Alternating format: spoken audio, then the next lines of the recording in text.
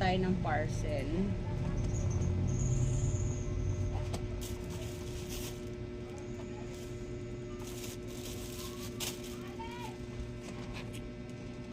Para ano to, para bukas to, inayos na natin.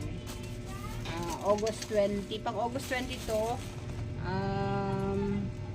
at least para bukas, iaano na lang natin. Dadagdagan na lang natin yung mga orders na hindi pa naaayos para konti na lang aayusin natin sa stall. Sa mga gusto pong umorder ng ating mga items, available po yan. By wholesale price po ha. Wholesaler po tayo. Retailer at saka wholesaler po tayo. So, depende po sa minimum. Ayan.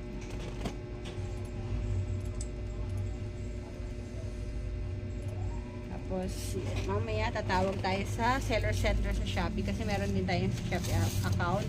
So, kung gusto nyo umorder ng via COD, meron tayong Shopee account. Syempre, iba yung price kay Shopee. Mas mahal. Kumpara sa kumpara sa tawag nito, mag-wholesale kayo or ayan, ida-direct message niyo po ako dito. Iba po yung price.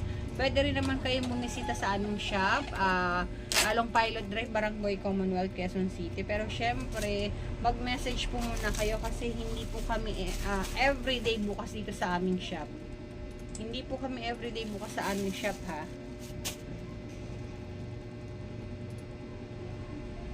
I-message nyo po muna ako.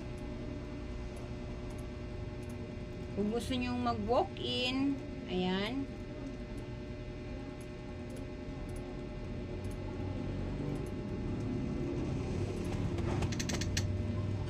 At, ayan, meron din tayong ribbon. Ito yung ribbon natin, ha, Racer, ayan.